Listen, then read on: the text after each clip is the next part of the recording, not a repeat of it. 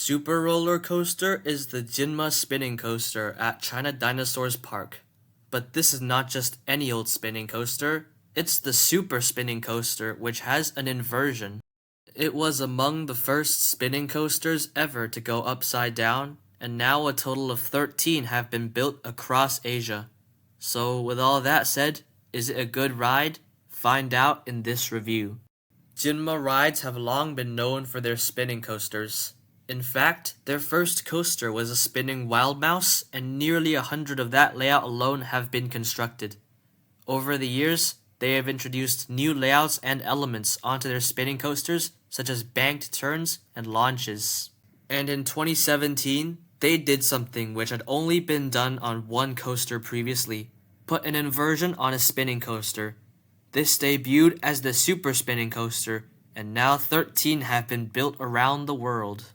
Super Roller Coaster is the only installation of the model I've ridden, and it's also one of the originals, as it was built in 2017 or 2018. It replaced Whirling Dinosaur, another Jinma spinning coaster with a wild mouse layout, and in my opinion, it was certainly a worthy successor.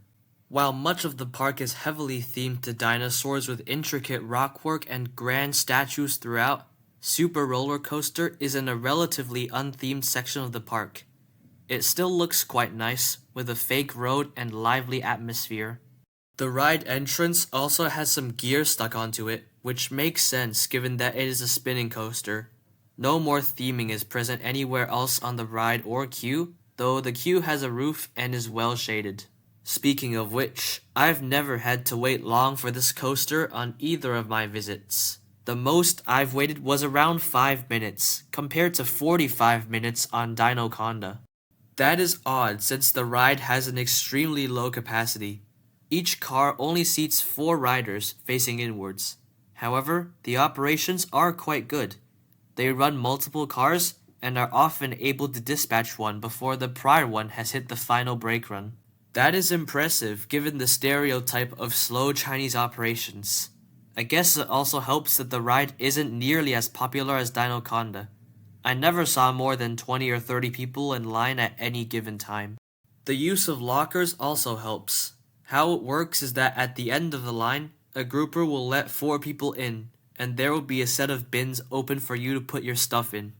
Each train has different bins assigned to them, so while you are riding, your stuff will be safely locked away as the bin will be closed.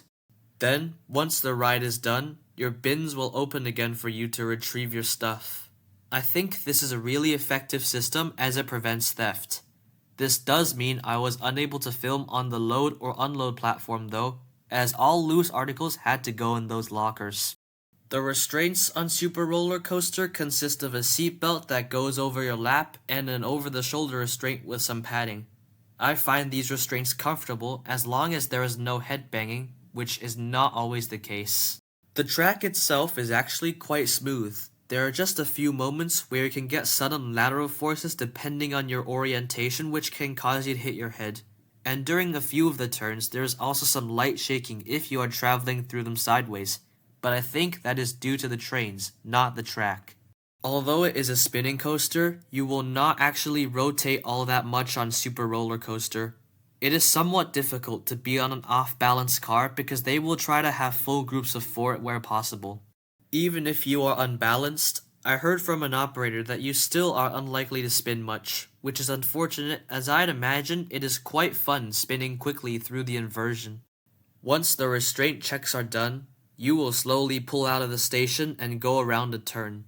Then you climb the lift hill at quite a rapid speed. As you crest the top, the chain slows down a bit and you will start spinning.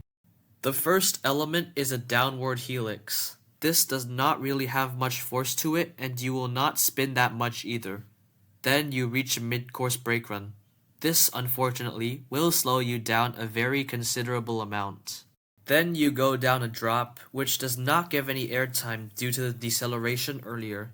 The following high banked turn is quite fun though, since if the car is sideways, you are either facing the ground or the sky. Then you rise up into a second mid-course brake run. This time you actually get an abrupt burst of airtime. However, the deceleration of the brakes is quite sudden and occurs while you are still airborne, which can cause you to hit your head on the seat back or restraint if you are facing sideways or backwards. Then you go into a turn which leads into the ride's signature inversion. It is a slow heartline roll that gives great hang time. Furthermore, if you are going through it sideways, it even feels like you are doing a slow motion front flip or back flip. Although you likely won't be spinning all that much, it is still a very unique and cool sensation. That leads into another turn before you coast into the third and final mid-course brake run, which once again will slow the train down to a near stop. That is followed by one last mild downward helix before you hit the final brakes and return to the station, ending the 392-meter or 1,286-foot-long coaster.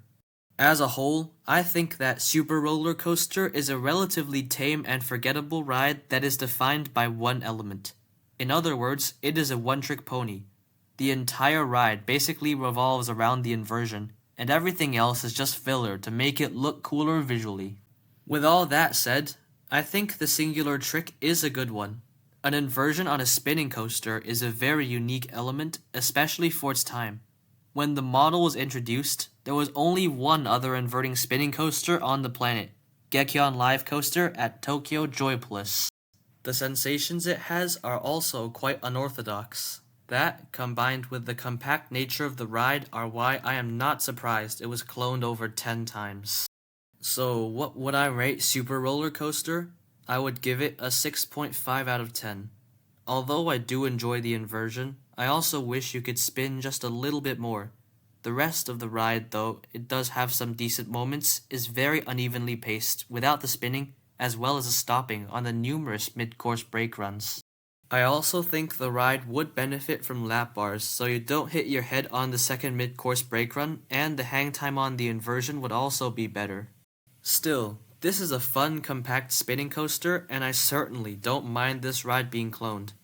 While Jinma Rides has earned a somewhat negative reputation among enthusiasts due to all their knockoffs, the Super Spinning Coaster was one of the first coasters where they stepped out of their comfort zone a bit and came up with something more original.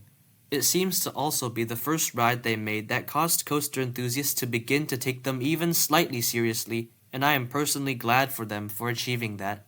So, what are your thoughts on Super Roller Coaster? Have you ridden it or any other installation of the model? Do you enjoy the gimmick of a heartline roll on a spinning coaster? I would love to hear all your thoughts in the comments. I hope you enjoyed this video, and I would be very grateful if you gave it a like and subscribed, as more videos will be coming in the future. Thank you for watching.